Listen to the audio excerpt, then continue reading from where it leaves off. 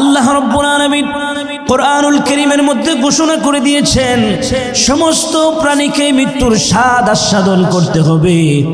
মৃত্যুর হাত থেকে কেউ বাঁচতে পারবে না।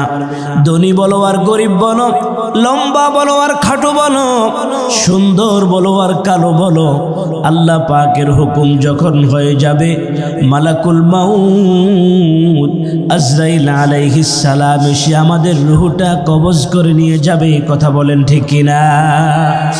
ও রাঙ্গুনিয়ার মুরব্বী বাবাজিনা, ও কলেজের টুকরো যুবক ভাইরা, একটু চিন্তা করো।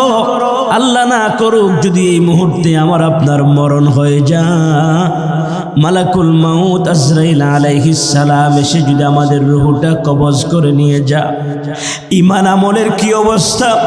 মালিকের সামনে কেমন করে দাঁড়াবো? মালিকের সামনে গুনাহ নিয়ে আমরা কেমন করে দাঁড়াবো? মৃত্যুর ভয়, মৃত্যুর চিন্তা যে মানুষের অন্তরের মধ্যে থাকে, ওই মানুষটি কখনো গুনাহের কাজ করতে পারে না। কথা বলেন ঠিক কিনা?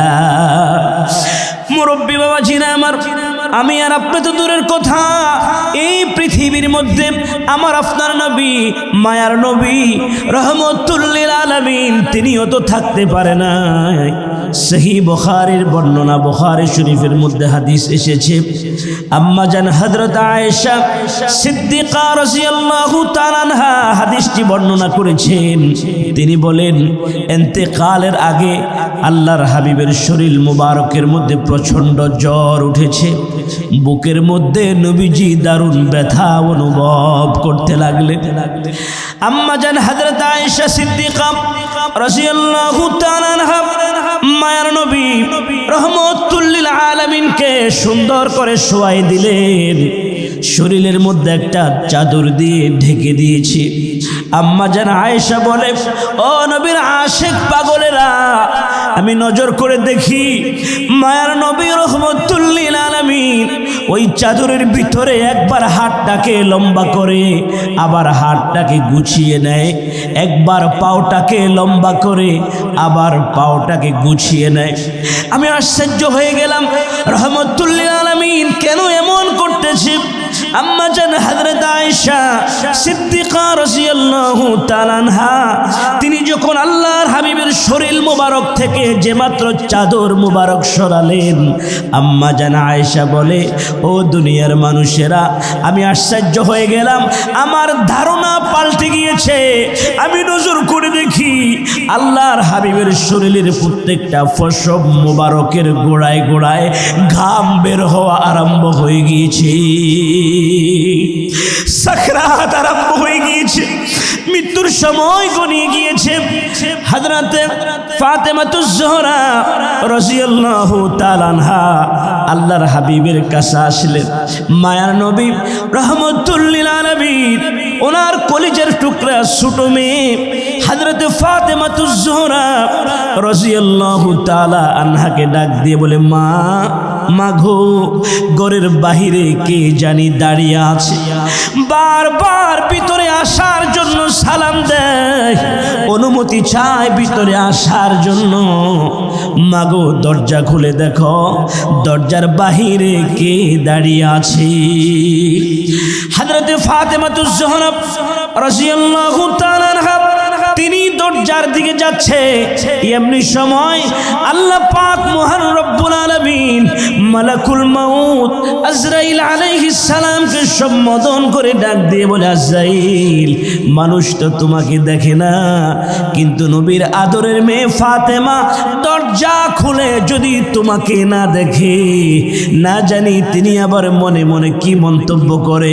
অতএব রাসূলের কন্যা হযরতে ফাতেমা ঘরের দরজা খোলার সাথে সাথে তুমি তোমার সুরত নিয়ে দরজার সামনে দাঁড়িয়ে যাও। বলেন না সুবহানাল্লাহ।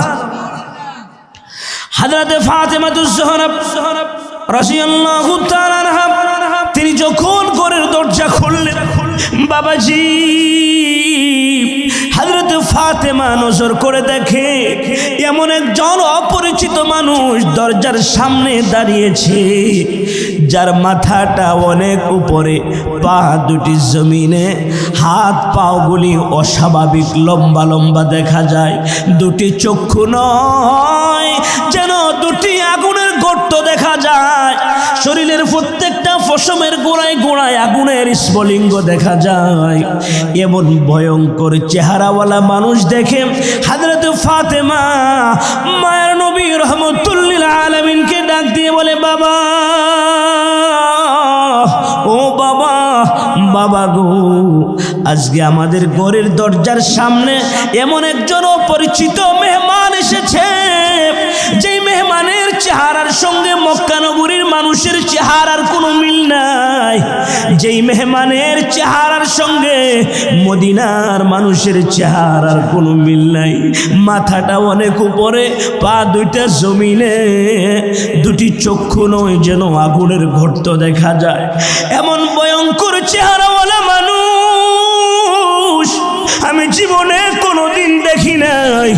মায়ের নবী রাহমাতুল লিল আলামিন ডাক দিয়ে বলে, মা গো, আজকে আমাদের ঘরের দরজার সামনে যিনি এসেছে গো মা, এ তো মক্কা মদিনার কোনো মানুষ নয় যে মক্কা মদিনার মানুষের চেহারার সঙ্গে তার চেহারার মিল থাকবে। মা গো, আজকে যিনি এসেছে তার নাম হলো হাদা মালাকুল মাউত, ওনার নাম হলো মালাকুল মাউত আজরাইল। হাদা হাদিমিল লাজ্জাতিল মাউত, যেই মানুষের স্বাদকে চিরদিনের জন্য ধ্বংস করে দেয়। মা গো, ও মা ফাতেমা, এটা তো এমন আজরাইল মায়ের কোল থেকে সন্তানের রূহটা নিয়ে মায়ের কোলটাকে জনমের মতো খালি করে দেয়, আবার সন্তানের সামনে থেকে বাবার রূহটা নিয়ে সন্তানগুলিকে জনমের মতো এতিম বানিয়ে দেয়। হযরত ফাতেমাতুজ জহরা রাদিয়াল্লাহু তাআলা আনহা তিনি ডাক দিয়ে বলে, বাবা, ও বাবা, বুঝেছি মালাকুল মাউত আজরাইল কি জন্য এসেছে। আজ কয়েকদিন আপনার শরীরের মধ্যে প্রচন্ড জ্বর, বুকের মধ্যে দারুণ ব্যথা অনুভব করতেছেন। বাবা গো, আপনি তো জানেন আমার জনম দুঃখিনী মানা। আল্লাহু আকবার। আপনিও যদি চলে যান, বলেন না গো বাবা, আমি ফাতেমা কেমন করে থাকবো?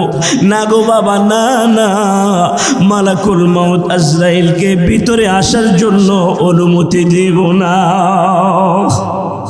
আমার রাসূল বলে, রে ফাতেমা, মালাকুল মাউত আজরাইল আলাইহিস সালাম কারো ঘরে প্রবেশ করার জন্য অনুমতির প্রয়োজন হয় না। এটা হলো তোমার বাবা মুহাম্মদুর রাসূলুল্লাহর সম্মান। জোরে কোন সুবহানাল্লাহ। অনুমতি দেওয়া হলো। মালাকুল মাউত আজরাইল আলাইহিস সালাম মায়ার নবী রাহমাতুল লিল আলামিনের কাছে এসে নবীজিকে সালাম জানাই ডাক দিয়ে বলে, ইয়া রাসূলুল্লাহ, ইয়া হাবিবাল্লাহ, ওগো নবীজি, মহান আল্লাহ পাক রব্বুল আলামিন আমাকে আপনার কাছে পাঠিয়েছে। আপনি যদি অনুমতি দেন তাহলে আপনার রূহটা কবজ করে নিয়ে যাব। অনুমতি যদি না দেন গো, আপনাকে রেখে আমি চলে যাব।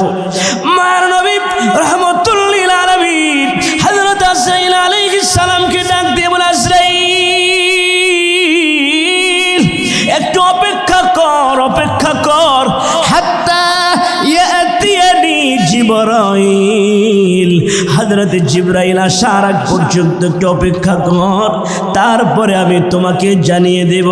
এমনি সময় নজর করে দেখে হযরত জিবরাইল আলাইহিস সালাম জাম্বু জেট বিমানের মতো রাউন্ড দিয়ে মায়ার নবী রাহমাতুল লিল আলামিনের সামনে এসে হাজির হয়ে যায়। সুবহানাল্লাহ। আমার রাসূল ডাক দিয়ে বলে, জিবরাইল, আমি তো তোমার অপেক্ষা করতেছিলাম এতক্ষণ, তাকিয়ে দেখো মালাকুল মাউত আজরাইল এসেছে। আমাকে বলে থাকতে চাইলে রেখে যাবে, চলে যেতে চাইলে নিয়ে যাবে। জিবরাইল, আমি তোমার কাছে জানতে চাই, এই দুনিয়ার মধ্যে থাকলে কি আমার আল্লাহ খুশি, নাকি এই মুহূর্তে চলে গেলে মহান আল্লাহ বড় খুশি? হযরত জিবরাইল আলাইহিস সালাম ডাক দিয়ে বলে, রাসূলুল্লাহ ইয়া হাবিবাল্লাহ, আগে নবীজি আল্লাহর দ্বীনের জন্য তাইফে রক্ত দিয়েছেন, উহুদে দান মোবারক শহীদ করেছেন, মক্কার কাফেরেরা আপনাকে কত কষ্ট দিয়েছে, মহান আল্লাহ রব্বুল আলামিন আপনাকে আর কোনো কষ্ট দিতে চায় না। এই মুহূর্তে চলে গেলে মহান আল্লাহ বড় খুশি। এই কথা বলে হযরত জিবরাইল কুরআনুল কারীমের একটি আয়াত শুনিয়ে দিলেন, ইন্নাকা মাইয়িতুন ওয়া ইন্নাহুম মাইয়িতুন, ইন্নাকা মাইয়িতুন ওয়া ইন্নাহুম মাইয়িতুন। যখনই আয়াত শুনিয়ে দিয়েছে, আয়াত শুনে মায়ের নবী রাহমাতুল লিল আলামিন বুঝে ফেললেন এখনই আমার যাওয়ার সময় হয়ে গিয়েছে। চোখের পানিগুলা ছেড়ে মায়ার নবী রাহমাতুল লিল আলামিন বিনায়া বিনায়া কান্দে। মায়ার নবীর চোখে পানি দেখা যায়। হযরত জিবরাইল ডাক দিয়ে বলে, ইয়া রাসূলুল্লাহ ইয়া হাবিবাল্লাহ, এই দুনিয়া থেকে চলে যাবেন এজন্য বুঝি আপনি কাঁদেন? আমার রাসূল বলেন, না রে জিবরাইল, না না, এই দুনিয়া থেকে চলে যাওয়ার ভয়ে আমি কাঁদি না। তাহলে গো রাসূলকে জন্য আপনি কাঁদেন? কলিজার টুকরা কন্যা ফাতেমার কথা আপনার মনে পড়েছে নাকি? হযরত ফাতেমাতুজ জোহরা রাদিয়াল্লাহু তাআলা আনহার জন্য আপনাকে কোনো চিন্তা করতে হবে না। আল্লাহ রাব্বুল আলামিন না আপনার মাধ্যমে জানিয়ে দিয়েছে, ওয়া ফাতিমাতু সাইয়্যিদাতু নিসাই আহলিল জান্নাহ। আপনার কলিজার টুকরা কন্যা হযরত ফাতিমাতুজ জোহরা রাদিয়াল্লাহু তাআলা আনহাকে মহান আল্লাহ রাব্বুল আলামিন জান্নাতের রমণীদের সরদারনি বানিয়ে দিবে। জোরে কোন সুবহানাল্লাহ। মায়ের নবী ডাক দিয়ে বলে, জিবরাইল, না না, আমি আমার ফাতেমার জন্য কাঁদি না। তাহলে গো নবী আপনি কার জন্য কাঁদেন? হাসান হুসাইনের জন্য কাঁদেন নাকি? হাসান হুসাইনের জন্য আপনাকে কোনো টেনশন করতে হবে না। আল্লাহ রাব্বুল আলামিন আপনার মাধ্যমে না জানিয়ে দিয়েছে, আল হাসান ওয়াল হুসাইন সাইয়্যিদা শাবাবি আহলিল জান্নাহ। আপনার আদরের দুই নাতি হযরত হাসান আর হযরত হুসাইনকে মহান আল্লাহ রাব্বুল আলামিন জান্নাতের যুবকদের সরদার বানিয়ে দিবে। জোরে কোন সুবহানাল্লাহ। মায়ের নবী রাহমাতুল লিল আলামিন কান্দে আর ডাক দিয়ে বলে, জিবরাইল, আমি আমার নাতিদের জন্য কাঁদি না, আমি কাঁদি রে আমার গুনাহগার উম্মতের জন্য। রে জিবরাইল, আমি যদি চলে যাই রে আমার উম্মতের কি অবস্থা হবে? উম্মতের কথা আমার মনে পড়ে গিয়েছে। আমি আমার উম্মতকে ছাড়া একা একা কেমন করে থাকবো রে? উম্মতের কথা যখন মনে পড়েছে আমি রাসূল চোখের মধ্যে আর পানি ধরে রাখতে পারি না। রাঙ্গুনি এলাকার ভাইয়েরা, ও কলিজার টুকরা যুবক বন্ধুরা, যে নবী ইন্তেকালের আগ মুহূর্তে উম্মতকে ভুলে না, উম্মতের জন্য কাঁদে, উম্মতকে এত মায়া করে, ওই নবীর শানে যদি কেউ বেয়াদবি করে, ওই নবীকে যদি কেউ গালি দেয়, ওই নবীর চরিত্রের উপরে কেউ যদি কলঙ্ক লেপন করতে চায়, আমরা মুসলমান সেটা বরদাস্ত করতে পারি না। কথা বলেন ঠিক না? আজকে রাঙ্গুনিয়ার জমিন থেকে জানিয়ে দিতে হবে, ভবিষ্যতে কোন নাস্তিকের মুরতাদের বাচ্চা যদি হাবিবে কিবরিয়ার শানে বেয়াদবি করে, আমরা মুসলমান তাদেরকে বিনা চ্যালেঞ্জে ছেড়ে দিব না। কি বলেন ঠিক না? আল্লাহর হাবিবের শান মান ইজ্জতকে রক্ষা করার জন্য রাঙ্গুনিয়ার উলামায়ে কেরাম যদি ময়দানে ডাক দেয়, নবীর সম্মানকে রক্ষা করার জন্য জান মাল দিয়ে ময়দানে ঝাঁপিয়ে পড়তে কারা কারা তৈরি আছে? তো হাত তুলে আল্লাহকে দেখা। নারায়ে তাকবীর, নারায়ে তাকবীর। আল্লাহ তাআলা আমাদের সবাইকে যেন মুজাহিদ হিসেবে কবুল করে বলুন আমিন। মেরে মুহতারাম হাজিরিন, হাবিবে কিবরিয়া নবীজি উম্মতের জন্য কাঁদে, আমাদের জন্য কাঁদে। আর আমাদের সামনে যদি হাবিবে কিবরিয়ার শান মান ইজ্জতের উপরে যদি কেউ আঘাত করে, আমরা মুসলমান সেটা বরদাস্ত করতে পারি না। কথা বলেন ঠিক কিনা? কারো কলিজার মধ্যে আঘাত দেওয়ার জন্য আমরা বসি নাই, কোন দলের বিরুদ্ধে কথা বলার জন্য আমরা বসি নাই। নবী তো আমাদের সকলের। কথা বলেন ঠিক কিনা? নবীর শানে যদি কেউ বেয়াদবি করে আর মুসলমান যদি চুপ করে বসে থাকে, ইমানের হক আদায় হবে না। কি বলেন ঠিক কিনা ভাইরা? মেরে মুহতারাম হাজিরিন, আপনারা দেখেছেন গত কয়েকদিন আগে ইদানিং নাস্তিকের সংখ্যা দিন দিন বেড়ে যাচ্ছে।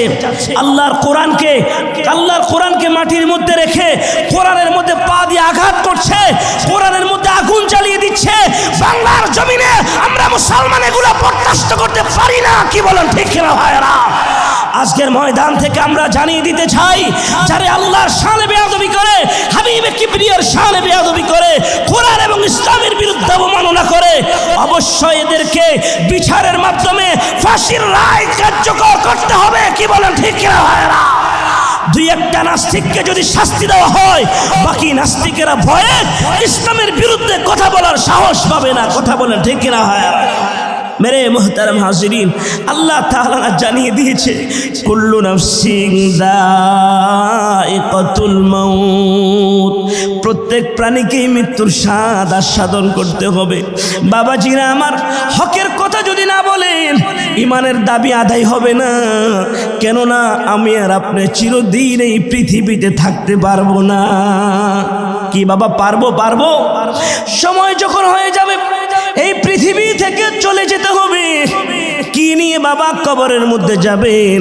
ওই অন্ধকার কবরের মধ্যে একা একা কেমন করে থাকবেন? মায়ার নবী বলেন, আল কবরু রাউজাতুম মির রিয়াজিল জান্নাহ আও হুফরাতুম মিন হুফারিন নার। মায়ার নবী রহমাতুল লিল আলামিন ডাক দিয়ে বলে, ও আমার উম্মতেরা, রে উম্মতেরা, তোমরা শোনো, কবর কারো কারো জন্য জান্নাতের একটা টুকরা হবে, আবার কারো কারো জন্য কবর জাহান্নামের একটা গর্ত হয়ে যাবে। বেঈমান মুনাফিককে যখন কবরের মধ্যে রাখবে, কবরের দুই দিকের মাটি এত জোরে চাপ মারবে বাবা, একটা হাড় আর একটা হাড়ের ভিতরে এভাবে ঢুকে হাড়গুলি মটমট করে ভেঙে চুরমার হয়ে যাবে। আল্লাহ আমাদের সকলের জন্য কবর আযাবকে তুমি মাফ করে দাও, বলুন আমিন। বাবা, ঈমান ছাড়া যদি কবরে যাও শান্তি পাওয়া যাবে না। ঈমান আমল মজবুত করা ছাড়া যদি কবরে যাও, ওই কবরে কষ্টের কোনো সীমা থাকবে না। এজন্য কবরে যাওয়ার আগে ঈমান আমলকে মজবুত করে আল্লাহ তাআলা যেন কবর যাওয়ার তৌফিক দান করে, বলুন আমিন। আল্লাহর হাবিব যখন সাহাবায়ে কেরামের সামনে কবরের আযাবের কথা যখন তিনি বয়ান করলেন, কবরের আযাবের কথা শুনে ঘরের ভিতরে আম্মা জান হযরত খাদিজাতুল কুবরা রাদিয়াল্লাহু তাআলা আনহা কবরের ভয়ে, পরকালের ভয়ে, জাহান্নামের ভয়ে ঘরের ভিতরে তিনি কান্না আরম্ভ করে দিয়েছে। বৃদ্ধা নারী চোখের পানিগুলা ছাইরা বিনায়া কান্দি। মায়ের সামনে সন্তান যখন কান্না করে মা সহ্য করতে পারে না, আবার সন্তানের সামনে যদি মা বাবা কান্না করে সন্তান সেটা সহ্য করতে পারে না। আম্মা জান খাদিজাতুল কুবরা রাদিয়াল্লাহু তাআলা আনহা তিনি যখন কান্না শুরু করে দিয়েছে, হযরত ফাতেমাতুজ জোহরা রাদিয়াল্লাহু তাআলা আনহা আম্মা জানকে ডাক দিয়ে বলে, মা গো, ও মা, তুমি কি জন্য কান্না করো? তোমাকে আর কান্না করতে হবে না। মা গো, তোমার কান্না আমি ফাতেমা সহ্য করতে পারি না। ফাতেমা যতই বুঝায়, আম্মা জান খাদিজাতুল কুবরা রাদিয়াল্লাহু তাআলা আনহা কান্না বন্ধ করে না।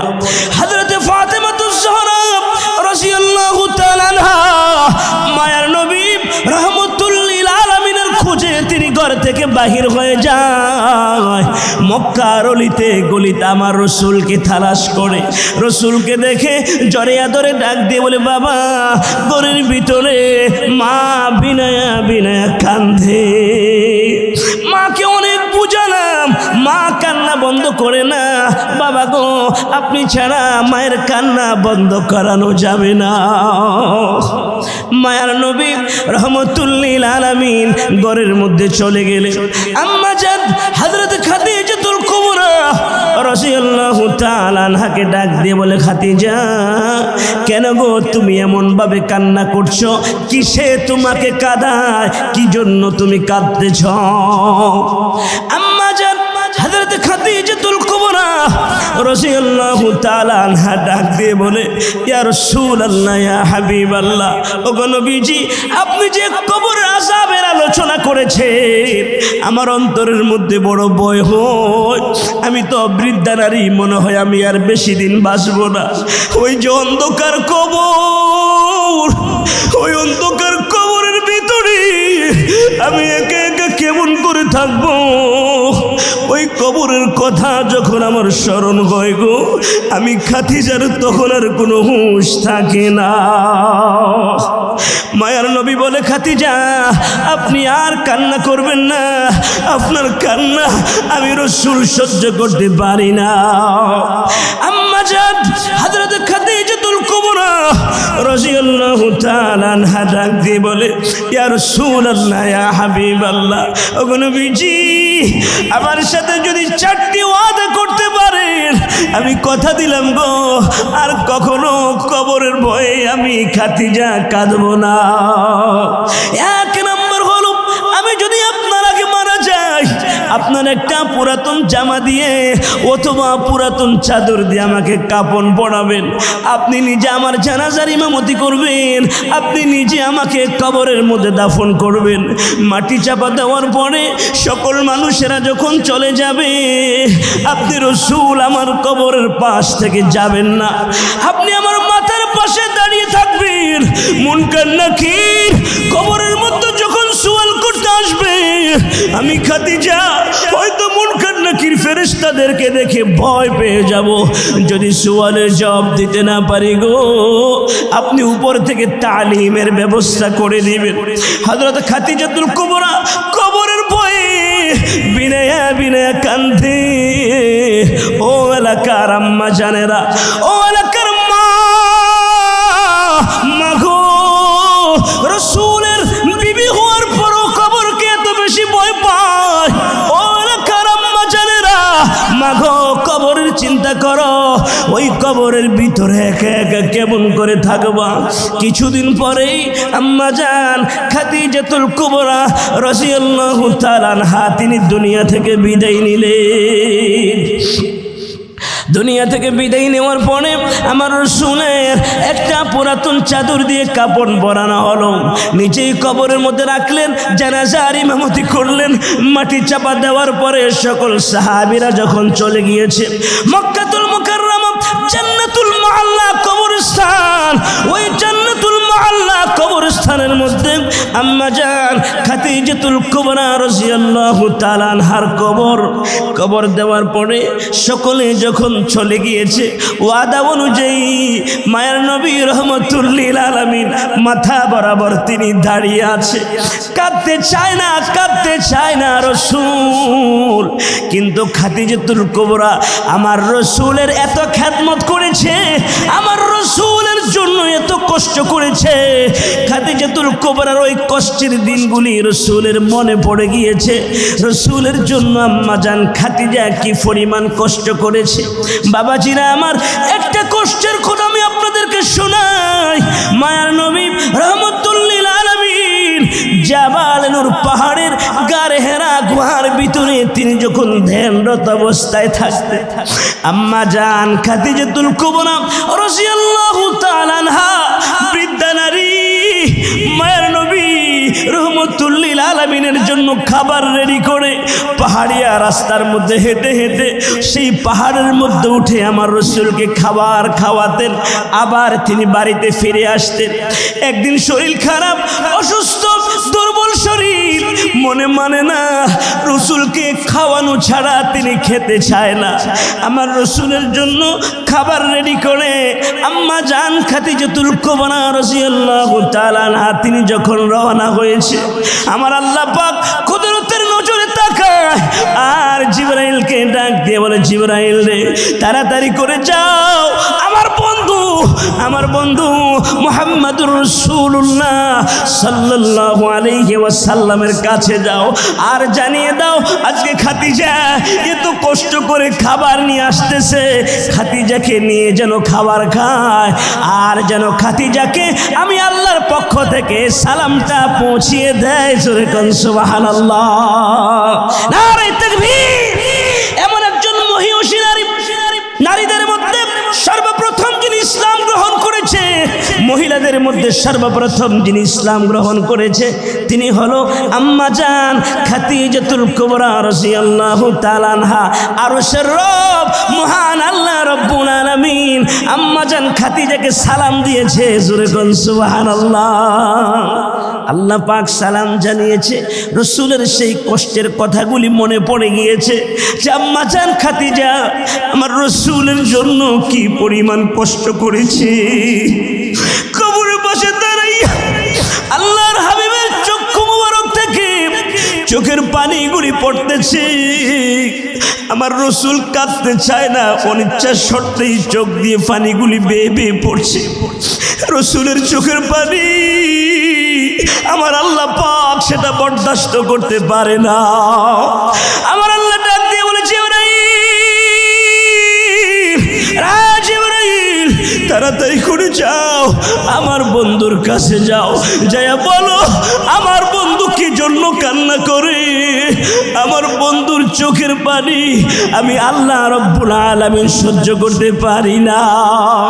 আমার বন্ধুকে বলো খাদিজার কবরের পাশে তিনাকে আর দাঁড়াতে হবে না। যেই খাদিজা মৃত্যুর আগে কবরের জন্য কেঁদেছে, জাহান্নামের ভয়ে কেঁদেছে, পরকালের ভয়ে কেঁদেছে, ওই খাদিজার জন্য কোনো টেনশন করতে হবে না। মায়ের নবী রহমাতুল লিল আলামিনকে তুমি জানিয়ে দাও। আল্লাহ পাকের হুকুম পাওয়ার সঙ্গে সঙ্গে হযরত জিবরাইল মায়ের নবী রহমাতুল লিল আলামিনের কাছে সে ডাক দিয়ে বলে, ইয়া রাসূলুল্লাহ, ইয়া হাবিবাল্লাহ, ওগো নবীজি, কেন গো আপনি কবরের পাশে দাঁড়িয়ে দাঁড়িয়ে কাঁদছেন? আমার রাসূল বলেন, রে জিবরাইল, আমি আমার খাদিজার সঙ্গে 4টি ওয়াদা করেছি, 3টি ওয়াদা পালন করেছি, 1টি ওয়াদা এখনো পালন করতে পারি নাই। ঘন্টার পর ঘন্টা যায় রে, মুনকার নাকির ফেরেশতারা সওয়াল করার জন্য আসে না। হযরত জিবরাইল জানিয়ে দিলেন, ইয়া রাসূলুল্লাহ, ইয়া হাবিবাল্লাহ, ওগো নবীজি, খাদিজার জন্য আপনাকে কোনো চিন্তা করতে হবে না। যে খাদিজা ইন্তেকালের আগে কবরের ভয়ে কেঁদেছে, পরকালের ভয়ে কেঁদেছে, জাহান্নামের ভয়ে কেঁদেছে, মহান আল্লাহ রব্বুল আলামিন জানিয়ে দিয়েছে ওই খাদিজার জন্য আরশের রব আল্লাহ পাক যথেষ্ট। জোরে কোন সুবহানাল্লাহ। বাবাজিরা গো, আমার রসুল একজন সাহাবী যার নাম হলো ওসমান গনি জিন্নুরাইন রাদিয়াল্লাহু তাআলা। হযরত ওসমান সঙ্গী সাথীদেরকে নিয়ে বাড়ি থেকে বের হয়েছে। কিছু দূর যাওয়ার পর রাস্তার পাশে একটা কবরস্থান দেখতে পায়। ওই কবরস্থানটা দেখে ওসমান গনি জিন্নুরাইন এমনভাবে হাউমাউ করে কান্না আরম্ভ করে দিয়েছে। কিতাবের মধ্যে লেখে, কাঁদতে কাঁদতে হযরত ওসমান বেহুশ হয়ে জমিনের মধ্যে পড়ে যায়। আল্লাহ রব্বুল আলামিন যে 10 জন সাহাবীকে জান্নাতের সুসংবাদ দিয়েছেন, এদের মধ্যে একজন সাহাবী হযরত ওসমান গনি জিন্নুরাইন রাদিয়াল্লাহু তাআলা আনহু। জান্নাতের সুসংবাদ পাওয়ার পরেও কবর দেখলে কেমন ভয় পায়। সাহাবীরা তিনার মাথার মধ্যে পানি ঢাললেন। যখন হুঁশ হলো, সাহাবীরা ডাক দিয়ে বলে, ওগো ওসমান গনি জিন্নুরাইন, মহান আল্লাহ রব্বুল আলামিন যেই 10 জান্নাতের সুসংবাদ দিয়েছে, এদের মধ্যে আপনিও তো একজন।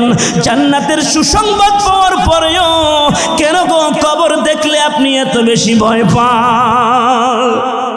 উসমান গনি জিন্নুরাইন রাদিয়াল্লাহু তাআলা আনহু সাহাবায়ে কিরামদেরকে ডাক দিয়ে বলে, ও রাসূলের সাহাবীরা,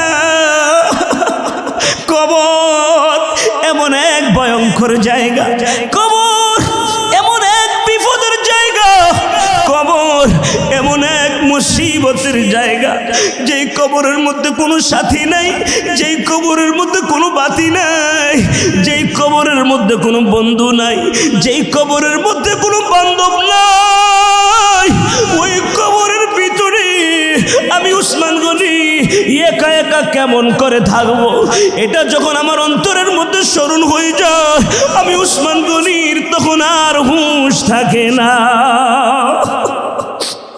বাবাজিরা গো, ও কলিজার টুকরা যুবক বন্ধুরা, তোমাদের কপালে চুমু দিয়ে বলে যাই রে যুবক, আর কতকাল গুনাহ করবা? গুনাহ ছেড়ে দাও, গুনাহ ছেড়ে দাও, নেকের কাজ শুরু করে দাও।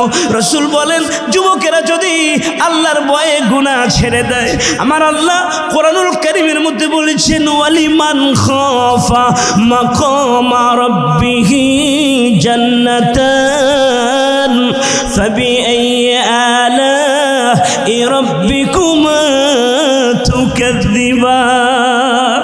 আল্লাহর বান্দারা যখন আল্লাহর ভয়ে, জাহান্নামের ভয়ে, পরকালের ভয়ে যখন গুনাহ ছেড়ে দিবে, ও কলিজার টুকরো যুবকেরা, জওয়ানি বয়সে গুনাহ করতে মন চায়, জওয়ানি বয়সে মানুষ বেশি গুনাহ করে। তুমি তাকিয়ে দেখো, তোমার মতো কত যুবক মোটরসাইকেল অ্যাক্সিডেন্ট করে মারা যায়, কত যুবক ঘুমের ঘরের মধ্যে মারা যায়, কত যুবক রোডে ঘাটে অ্যাক্সিডেন্ট হয়ে মারা যায়। আরে কলেজের টুকরো যুবক ভাইরা, ওই কবরের মধ্যে একা একা কেমন করে থাকবা?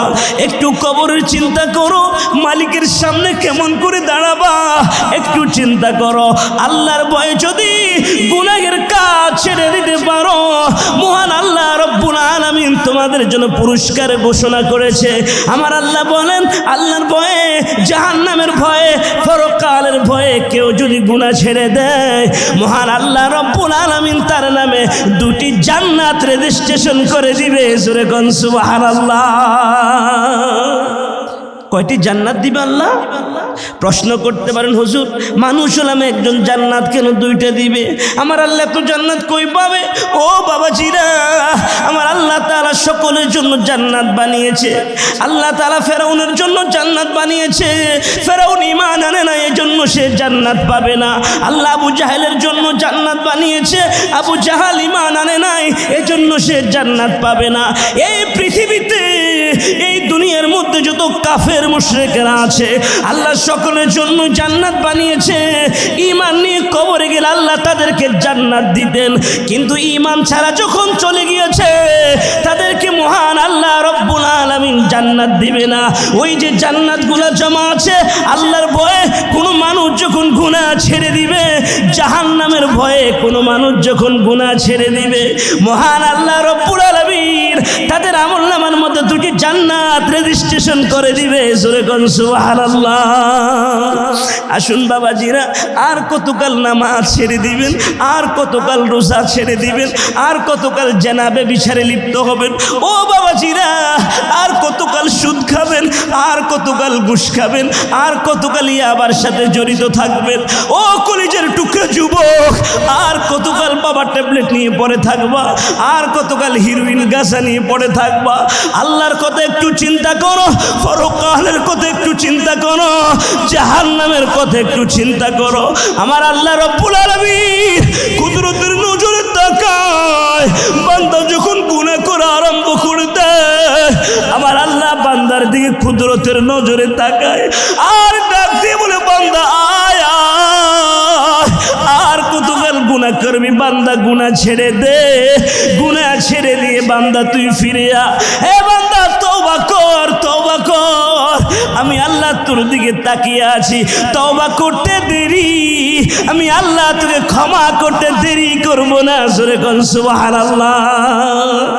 আমার আল্লাহ কোরআনুল কারীমের মধ্যে বলছেন, ইল্লা মান তাবা ওয়া আমানা ওয়া আমিলা আমালান সালিহান فأولئك يبدل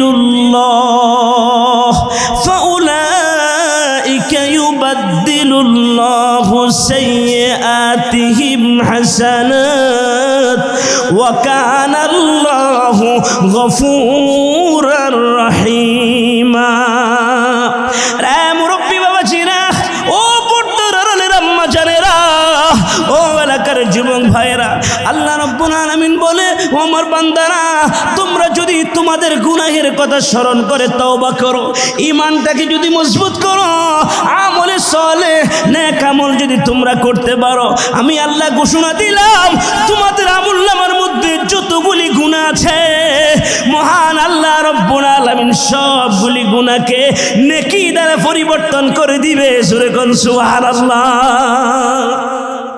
আপনারা কি আমার কথা বুঝতেছেন বাবা প্রশ্ন করতে পারেন হুজুর 80 বছর গুনাহ করেছে আল্লাহ 80 বছরের গুনাহ নেক দ্বারা পরিবর্তন করে দিবে এটা কি সম্ভব হ্যাঁ বাবা সম্ভব আপনি যদি খাঁটিভাবে তওবা করেন আল্লাহ তাআলার ওয়াদা বান্দা যত গুনাহ করেছো সমস্ত গুনাহ ক্ষমা করে দিব ক্ষমা করে খালি রাখবো না তোমার গুনাহের জায়গাটা আমি আল্লাহ তাআলা নেকি দ্বারা পরিবর্তন করে দিব বলেন না সুবহানাল্লাহ সুবহানাল্লাহ যুবক ভাইরা যারা কম্পিউটার চালায় যারা বুঝে 100 বছরের হিসাবও যদি একসাথে করে রাখে ডিলিটের একটা ফাংশন আছে ওই ডিলিটের মধ্যে টিপ দিলে 100 বছরের হিসাব ডিলিট হয়ে যায় কথা বলেন ঠিক কিনা মোবাইলের মধ্যে ফাংশন আছে অনেক কিছু থাকে ডিলিটের ঘরে টিপ দিলে ডিলিট হয়ে যায় ঠিক তদ্রূপভাবে আল্লাহর কোনো বান্দা বান্দি যখন তওবা করে আল্লাহর দিকে ফিরে আসে তো আল্লাহ তাআলা তার গুনাহগুলিকে সবগুলি গুনাহকে আল্লাহ তাআলা ডিলিট করে দেয় বলেন না সুবহানাল্লাহ সুবহানাল্লাহ